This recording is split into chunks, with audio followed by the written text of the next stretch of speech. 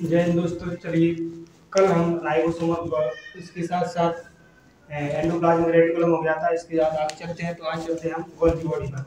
तो सबसे पहले बात करें गोल्गी बॉडी की, तो गोल्गी बॉडी को हिंदी में गोल्गी काय कहते हैं, जिसकी खोज कैमिलो गोल्गी ने करी थी। और अगर चित्र में देखा जाए तो ये एंडोप्लाज्मिक रेटिकुलम की जैसी पट्टियां होती हैं, जो एंडोप्लाज्मिक रेटिकुलम से अलग होती हैं। एंडोप्लाज्मिक रेटिकुलम सभी जुड़ी हुई रहती हैं, लेकिन ये केंद्रक द्रव्य में, कोशिका का द्रव्य में अलग अलग घूमती रहती है, फिरती रहती है, क्योंकि इनका काम ही होता है परिवहन का।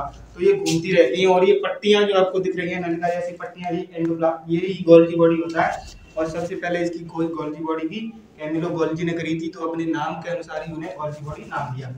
इसके बाद अगर परिवहन की बात करें, तो ये परिवहन क्या करता है, तो जैसे राइबोसोम प्रोटीन बनाता है, ईआर वसा बनाती है, तो प्रोटीन और वसा की जरूरत कोशिका के सभी अंगों को होती है।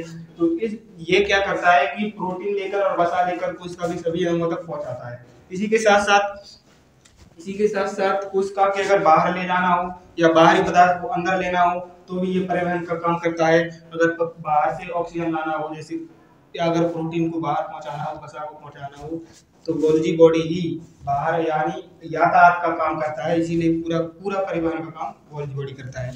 प्रोटीन इसके साथ साथ प्रोटीन की पैकेजिंग भी करता है, प्रोटीन की पैकेजिंग करता है। इसीलिए इसको कोशिका की मां कहा जाता है। कोशिका की मां कहा जाता है क्योंकि प्रोटीन की पैकेजिंग करता है। और ये इसके बाद हम पढ़ने वाले लाइसोसोम, तो लाइसोसोम का निर्माण भी यही करता है। लाइसोसोम इसके बाद पढ़ने वाले हैं। तो ये रहा गोल्गी बॉडी का, जिसकी खोज करी थी कैमिलो गोल्गी ने। काम इसका परिवहन का, प्रोटीन हो गया, लाइकोप्रोटीन हो गया, वसा हो गया, और प्रोटीन की पैकेजिंग हो गई, और लाइसोसोम का निर्माण हो गया। ये अपना गोल्गी बॉडी हो गया। अब गोल्गी बॉडी के बाद आता है लाइसोसोम। तो लाइसोसोम का निर्माण कहाँ से होता है? गोल्गी बॉडी से। ये छोटे छोटे गोल गोल जो आपको दिख रहे हैं, ये लाइसोसोम है। इसकी खोज करी थी सबसे पहले डी डुवे ने। इसको हिंदी में लैंकाई बोलते हैं। इसकी खोज करी सबसे पहले डी डुवे ने।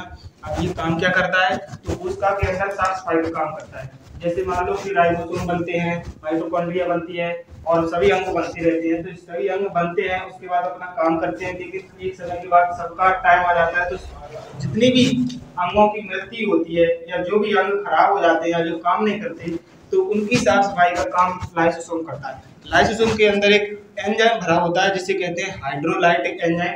ये जल अपघटक अम्ल है, जो कि किसी भी अंग पर, अगर कोशिका के किसी भी अंग पर पड़ जाए, तो वो खत्म हो जाता है, नष्ट हो जाता है। इसी प्रकार से अगर कोई भी, अगर कोशिका के अंदर सेंट्रोसोम हो, राइबोसोम हो, कुछ भी अंग हो, वो अगर खत्म हो जाए या काम ना करे या मर जाए, तो उसको साफ करने का काम लाइसोसोम करता है। कभी कभी क्या होता है कि लाइसोसोम क्या करता है कि खुद ही काम करना बंद कर देता है, या खुद ही स्वचालित रूप से काम नहीं करता है, या केंद्रक के जो एडवाइस होते हैं उनको नहीं मानता, तो खुद ही अपने आप में ही पागल टाइप का हो जाता है। तो खुद ही पूरी कोशिका में अपना हाइड्रोलाइटिक एंजाइम फैला देता है, तो पूरी कोशिका मर जाती है।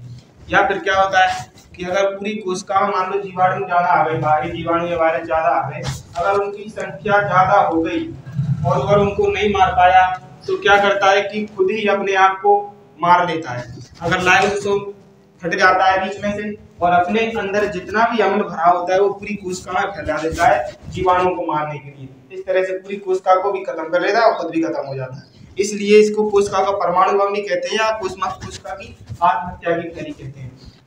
अगर बात करें लाइसोसोम डी डुबे, यानी एक कहावत होती है कि हम तो डूबे सनम तुमको भी डुबा के ले जाएंगे। ऐसे ये खुद तो डूबता है और पूरी कोशिका को भी डुबा के ले जाता है। इससे डी डुबे नाम याद रखने में आसानी होगी, यानी खुद तो डूबेगी तुमको भी डुबा के ले जाएंगे। इससे डी डुबे नाम याद रखने में भी आसानी होगी। अब इसके बाद आता है सेंट्रोसोम। सेंट्रोसोम को हिंदी में तारक काय कहते हैं। सबसे पहले इसकी खोज करी बॉवेरी ने। सेंट्रोसोम, ये जो लंबे लंबे चौकुटे जो आपको दिख रहे हैं, ये वाले, इनको कहते हैं सेंट्रोसोम। ये क्या काम करते हैं? कोशिका में जब विभाजन होना होता है, कहीं पे अगर चोट लगती है, तो उस चोट को, घाव को भरने के लिए कोशिका विभाजन होता है। यानी कोशिका अपने ही जैसी और कोशिकाएं बनाती है, कोशिका की फोटोकॉपी होती है। तो एक कोशिका से जब चोट दूसरी कोशिका बनती है, तो कोशिका विभाजन को करवाने का काम सेंट्रोसोम का होता है।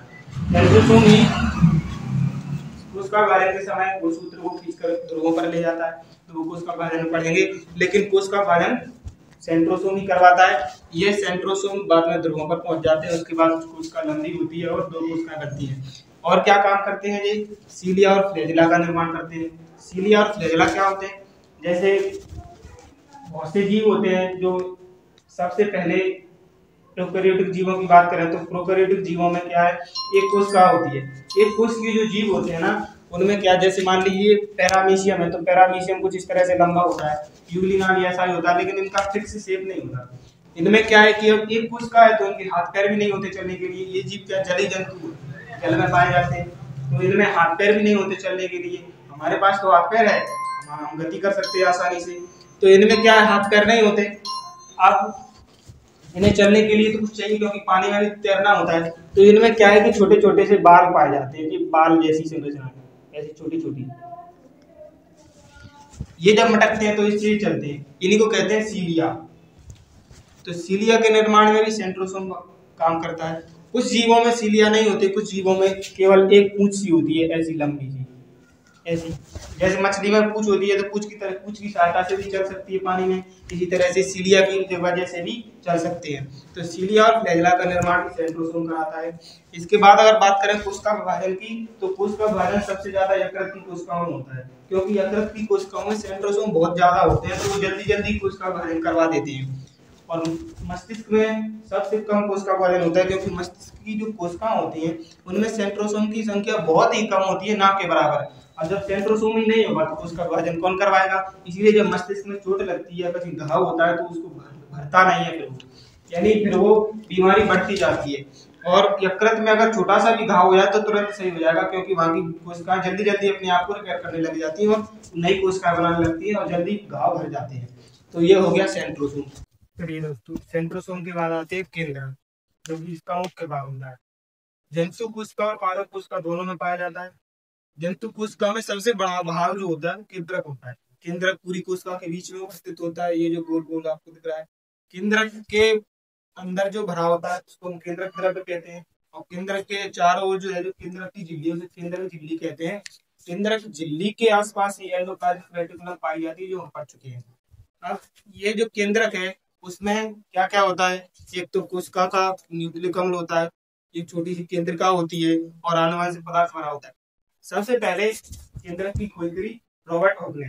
पूरी कोशिका की खोज रॉबर्ट ब्राउन ने, रॉबर्ट हॉक ने कोशिका की खोज करी थी। कोशिका के अंदर भी केंद्रक की खोज रॉबर्ट ब्राउन ने। अब इसके बाद कोशिका के अंदर केंद्रक का काम क्या है, तो सभी कोशिकाओं के अंदर केंद्रक का काम है कि कोशिका को नियंत्रित करना। हालांकि जो प्रोकैरियोटिक कोशिकाएं होती है उनका केंद्रक अविकसित होता है, क्योंकि उनका जो केंद्रक होता है उसके आसपास केंद्रक की झिल्ली नहीं होती, उनका डीएनए आसपास बिखरा रहता है ऐसा ही, इसलिए इसको अविकसित कहते हैं। लेकिन यूकैरियोटिक कोशिकाओं में, चाहे वो पादप कोशिका हो जंतु कोशिका हो, उनमें केंद्रक पूरी तरह से विकसित रहता है और बिल्कुल एकदम सुरक्षात्मक आवरण के साथ पैक रहता है। इसका काम क्या होता है, पूरी कोशिका का नियंत्रण करना, या उन पूरी कोशिका में जितनी भी गतिविधियां चलती हैं उसको नियंत्रित करना। किस काम को कितना कराना है केंद्रक के अनुसार होता है। यदि प्रोटीन बनाना है तो राइबोसोम को आदेश देना है कि प्रोटीन बनाना है। ऊर्जा बनाना है क्रेब्स चक्र द्वारा तो माइटोकॉन्ड्रिया को आदेश देना है कि कितनी ऊर्जा चाहिए। ऊर्जा बनानी है तो ऊर्जा चाहिए, ऊर्जा का आदेश देने लगता है। उसका विभाजन का टाइम आता है तो सेंट्रोसोम को आदेश देने लगता है कि सेंट्रोसोम को आदेश देता है कि उसका विभाजन करना है, तो फिर सेंट्रोसोम को उसका विभाजन करने लगता है। कहीं पर किसी चीज को परिवहन करना है, पहुंचाना है प्रोटीन को, तो गोल्जी बॉडी से कहते हैं, तो गोल्जी बॉडी अपना परिवहन करता है। इस प्रकार से पूरी क्रिया विधि को केंद्रक संभालता है कोशिका को। इसीलिए केंद्रक को कोशिका का नियंत्रण कक्ष या कहे कोशिका का मस्तिष्क, जैसे हमारा मस्तिष्क होता है तो हमारा पूरी बॉडी का कंट्रोल हमारे मस्तिष्क के पास होता है, तो पूरी कोशिका का कंट्रोल केंद्रक के पास होता है। इसीलिए कोशिका का मस्तिष्क या मैनेजर केंद्रक को कहते हैं। इसके अंदर क्या होता है, छोटी सी केंद्रिका होती है जो राइबोसोम का निर्माण करती है। इसके अंदर न्यूक्लियस अम्ल भरा होता है जो डीएनए आरएनए होता है, और आनुवंशिक पदार्थ होता है जो हमारे गुणसूत्र होते हैं वो भरा होता है। तो ये हो गया केंद्रक। केंद्रक के बाद पढ़ लेते हैं उसी के अंदर की केंद्रिका। केंद्रक के अंदर जो छोटा सा दिख रहा है वो केंद्रिका है। केंद्रिका को इंग्लिश में न्यूक्लियोलस कहते हैं। अब ये क्या काम करती है, केंद्रक के अंदर जो केंद्रक द्रव्य भरा होता है उसमें पाई जाती है। इसमें क्या होता है कि ये सबसे पहले तो इसकी केंद्रक के अंदर की इसकी खोज करी थी फोंटाना ने। तो ये क्या होती है कि राइबोसोम का निर्माण करती है। हमने बताया शुरू में कि राइबोसोम जो है वो केंद्रक से निकल के जाते हैं, उसके बाद एंडोप्लाज्मिक रेटिकुलम पर चिपक जाते हैं। वो कौन सी होती है, खुरदरी वाली, यानी आरटीआर। तो सबसे पहले राइबोसोम केंद्रिका के अंदर बनते हैं, उसके बाद केंद्रक में आते हैं, केंद्रक से निकलकर एंडोप्लाज्मिक रेटिकुलम पर, और रेटिकुलम से निकल के फिर पूरी कोशिका में इस प्रकार के राइबोसोम का निर्माण करती है केंद्रिका। उसके बाद छोटा सा आता है रिक्तिका, जो केवल पालक कोशिका में पाई जाती है। पालक कोशिका में एक बड़ा भाग होता है जो कि बिल्कुल खाली रहता है, इसीलिए उसको कोशिका की खाली जेल कहते हैं। इसका प्रोग्राम केवल ये खाली रहती है।